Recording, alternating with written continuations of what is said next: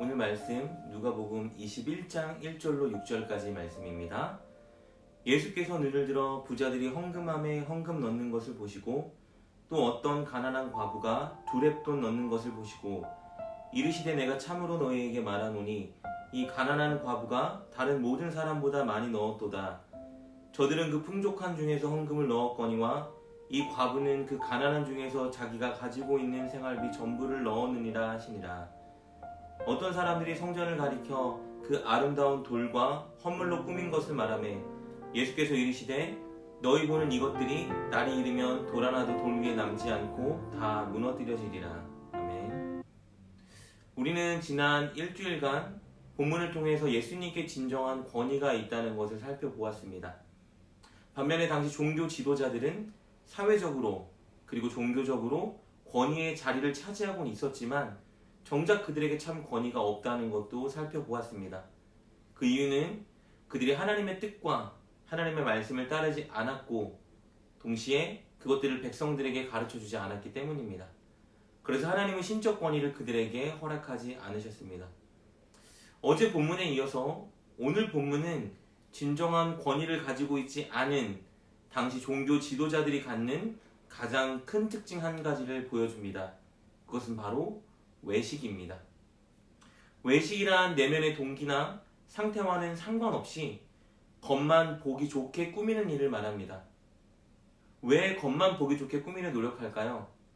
그 이유는 사람들을 의식하기 때문입니다. 하나님을 의식하지 않는 사람들은 늘 사람들을 의식하기 마련입니다. 그리고 사람들을 의식하는 사람들은 외식하기 마련입니다. 어제 우리가 살펴본 본문은 하나님이 아닌 사람들을 의식하는 종교 지도자들의 모습을 묘사해 주었었습니다. 우리 누가복음 20장 46절과 47절 말씀을 다시 한번 살펴보겠습니다. 긴 옷을 입고 다니는 것을 원하며 시장에서 문안받는 것과 회당의 높은 자리와 잔치의 윗자리를 좋아하는 서기관들을 삼가라. 그들은 과부의 가산을 삼키며 외식으로 길게 기도하니 그들이 더 엄중한 심판을 받으리라 하시니라.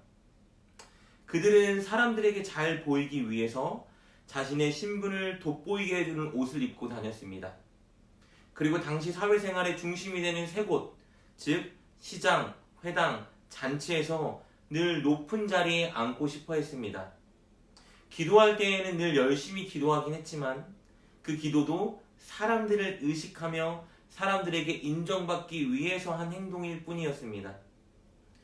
그들은 겉으로 보기에는 이렇게 열심히 종교생활하는 것처럼 보였지만 정작 그들의 중심과 동기에는 하나님을 사랑하거나 이웃을 사랑하는 마음이 있지 않았습니다.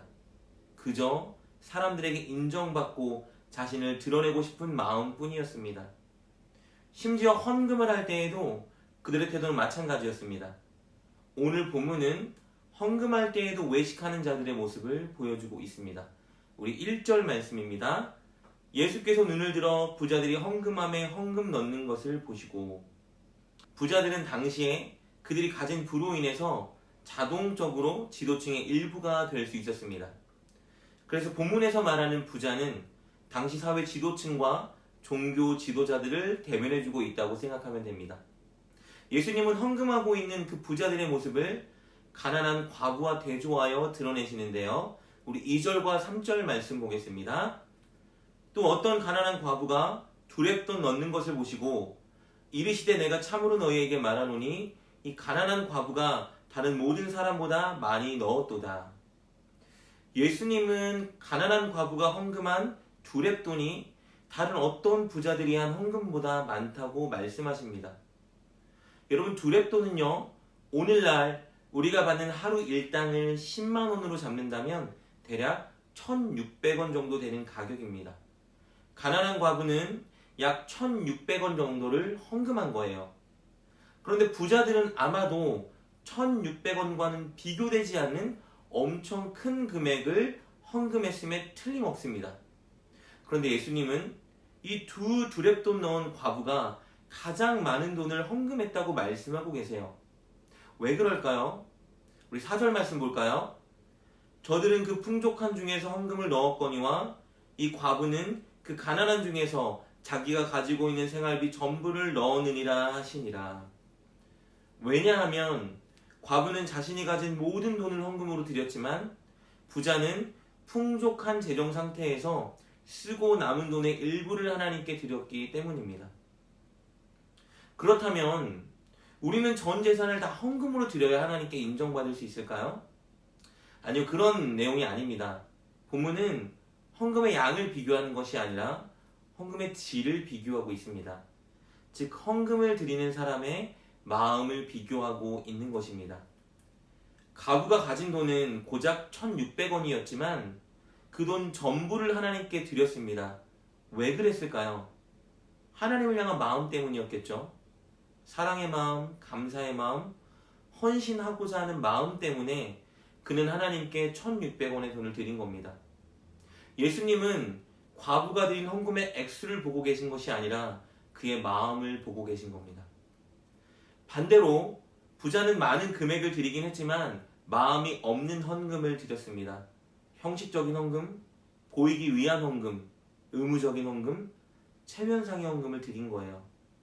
예수님은 그가 드린 헌금의 액수를 보신 것이 아니라 그의 마음을 보신 겁니다.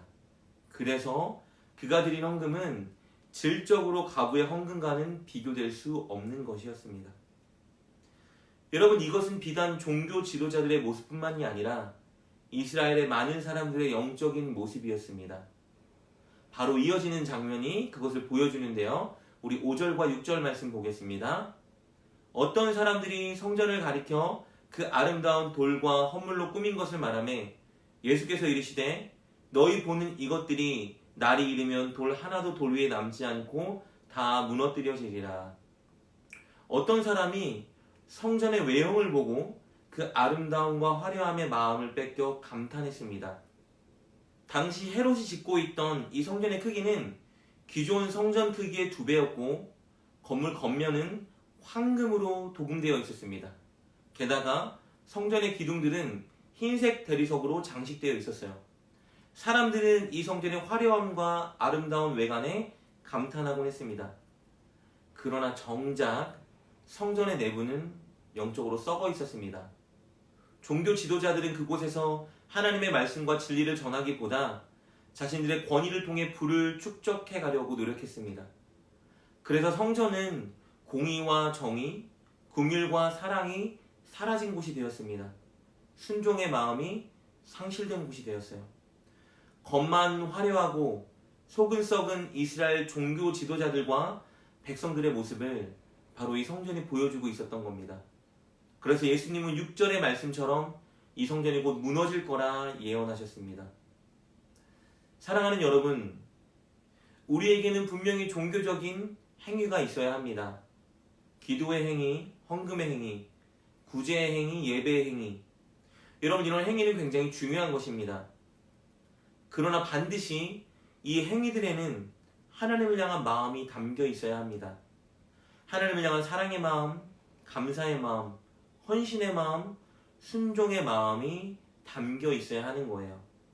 그것을 위해서 우리는 늘 사람이 아니라 하나님을 의식하기 위해 노력해야 합니다. 내게 은혜 주신 하나님, 나를 구원하신 하나님, 인도하신 하나님, 또 인도하실 하나님, 그리고 오늘도 나와 함께하고 계신 하나님을 의식하며 그분께 기도하고 그분께 헌금하고 그분께 예배하고 그분 때문에 남을 돕는 삶을 살아야 합니다. 오늘 꼭 여러분에게 은혜 주신 하나님, 또 여러분과 동행하는 하나님을 의식하며 하나님을 향한 마음을 담는 하루 보내시길 주님의 이름으로 축복합니다. 우리 기도하겠습니다. 하나님, 오늘 우리에게 은혜 주신 하나님, 또 우리와 동행하는 하나님을 의식하며 살게 하여 주시옵소서. 그리하여 우리가 오늘 무엇을 하든 하나님께 하듯 행동하는 삶을 살게 하여 주시옵소서. 예수님의 이름으로 감사하며 기도드립니다. 아멘. 오늘 말씀을 통해 깨닫고 결단한 것은 무엇입니까? 그것을 붙들고 하나님께 기도합시다. 그리고 그렇게 실천하며 하루를 살아가는 여러분 되시길 주님의 이름으로 축복합니다.